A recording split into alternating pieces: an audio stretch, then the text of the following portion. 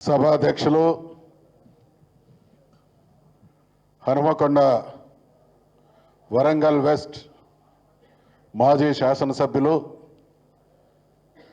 ఇక్కడికి వచ్చినటువంటి వందలాది మంది కార్యకర్తల ప్రియతమ నాయకుడే కాకుండా నియోజకవర్గ ప్రజలందరి చేత ఎప్పుడు గౌరవించబడేటువంటి మాజీ శాసనసభ్యులు సోదరులు వినయ్ భాస్కర్ గారు, బీఆర్ఎస్ పార్టీ వర్కింగ్ ప్రెసిడెంట్, యువ నాయకులు, తెలంగాణ అంటే గతంలో ఉన్నటువంటి ఆంధ్రప్రదేశ్తో పోటీ పడడం కాదు, తెలంగాణ అంటే భారతదేశంతో పోటీ పడడం కాదు, తెలంగాణ అంటే ఈ రోజున్నటువంటి ఆర్టిఫిషియల్ ఇంటెలిజెన్స్ హయాంలో రేపటి తరం మా తెలంగాణ ప్రజానీకం ప్రపంచంలో అత్యుత్తమ బుద్ధజీవులతో పోటీ పడాలని పరితపించి ఆ రకంగా రాష్ట్రాన్ని ముందుకు తీసుకువెళ్ళినటువంటి మన ప్రియతమ నాయకులైనటువంటి కేటీ రామారావు గారికి, సహచర శాసన మండలి సభ్యులు సోదరులు పోచంపల్లి శ్రీనివాసరెడ్డి గారికి, నా చిరకాల మిత్రులు మరి యాదవరెడ్డి గారికి, కార్పొరేషన్ మాజీ చైర్మన్ సోదరులు వాసుదేవరెడ్డి గారికి, వేదికపై ఉన్నటువంటి బీఆర్ఎస్ పార్టీ కౌన్సిలర్లకు, ప్రజాప్రతినిధులకు, పార్టీ నాయకులకు, మా ఆడబిడ్డలకు, బీఆర్ఎస్ పార్టీ కుటుంబ సభ్యులందరికీ హృదయపూర్వకమైనటువంటి నమస్కారాలు తెలియజేసుకుంటా ఉన్నా.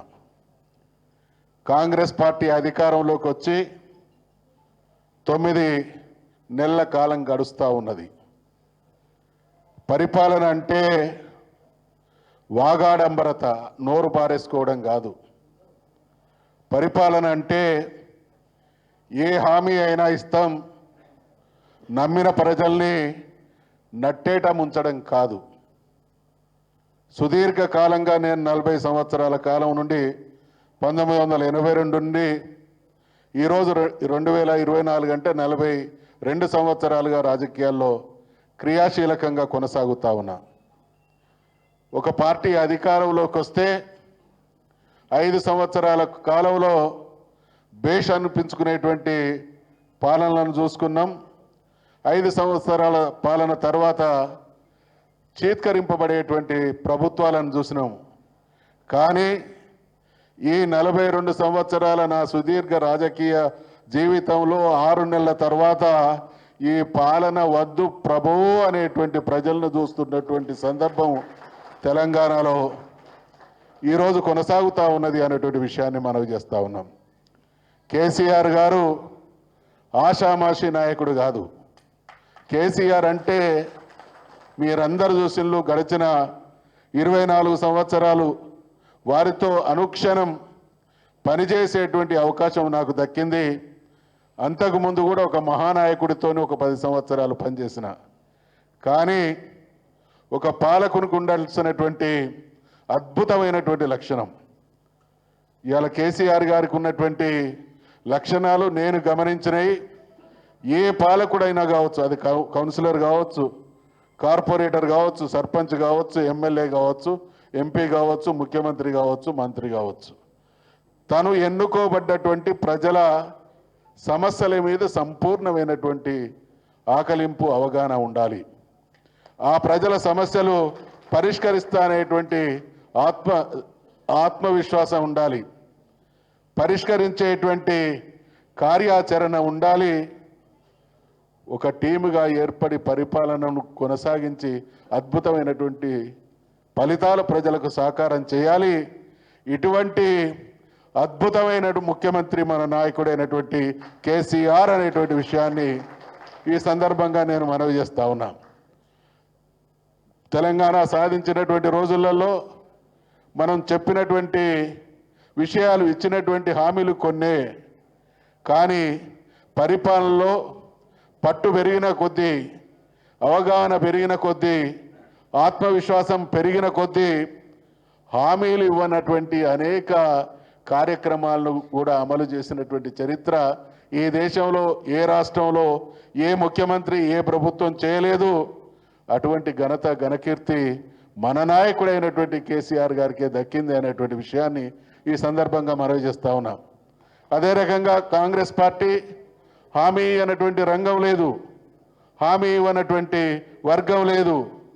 విద్యార్థులకు ఈ 9 మాసాల కాలంలో ఏ రకంగా మోసం చేస్తూ ఉన్నదో, యువతను ఏ రకంగా మోసం చేస్తూ ఉన్నదో, మా మహిళా సోదరీమణులను ఏ రకంగా మోసం చేస్తూ ఉన్నదో, రైతన్నలను ఏ రకంగా ఇబ్బందుల పాలు చేస్తూ ఉన్నదో వెరసి అభివృద్ధికి మారుపేరుగా ఉన్నటువంటి తెలంగాణను ఈరోజు ఆగమవుతున్నటువంటి తెలంగాణ దిగజారుస్తున్నటువంటి వైనాన్ని మనం చూస్తూ ఉన్నాం.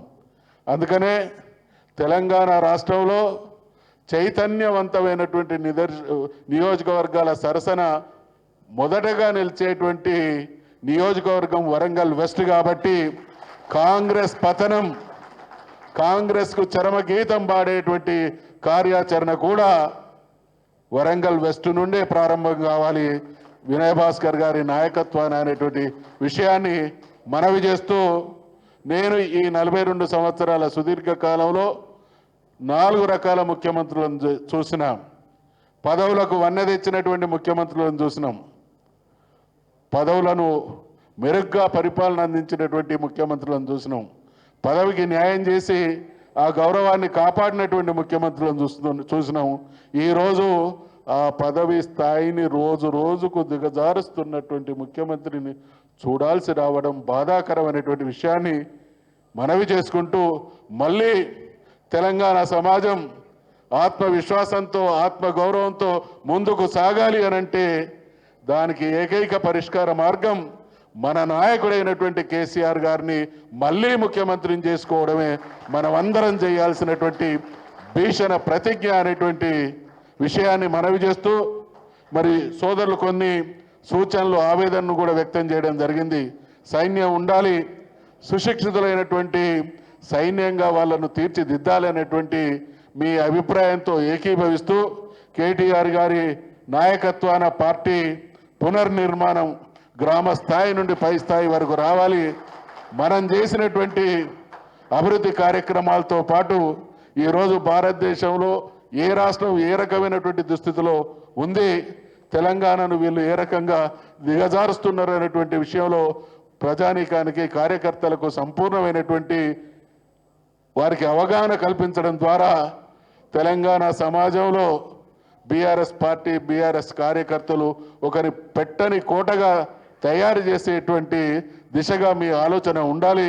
మీతో పాటు అన్ని విషయాల్లో కలిసి పనిచేస్తామనేటువంటి విషయాన్ని మనవి చేసుకుంటూ, మరి ఈ మధ్యనే గౌరవ ముఖ్యమంత్రిగా మన ప్రియతమ నాయకులైనటువంటి కేసీఆర్ గారు నన్ను కౌన్సిల్లో లెజిస్లేచర్ పార్టీ అక్కడ ప్రతిపక్ష నాయకుడిగా అవకాశం ఇవ్వడం జరిగింది. కాబట్టి నేను వేదికపై ఉన్నటువంటి సోదరులందరికీ కూడా సూచన చేస్తా ఉన్నా, నా సేవలు ఏ రకంగా మీ ప్రాంతానికి ఉపయోగపడతాయి అనుకుంటే మీ అందరికీ తెలుసు, నేను పూర్తి స్థాయిలో ఈ పార్టీనే నా కుటుంబం అని భావించి పనిచేసేటువంటి వ్యక్తిని. కాబట్టి నా సమయాన్ని నా సేవల్ని మీరు సద్వినియోగం చేసుకుంటారని ఆశిస్తూ సెలవు తీసుకుంటా ఉన్నా. జై తెలంగాణ.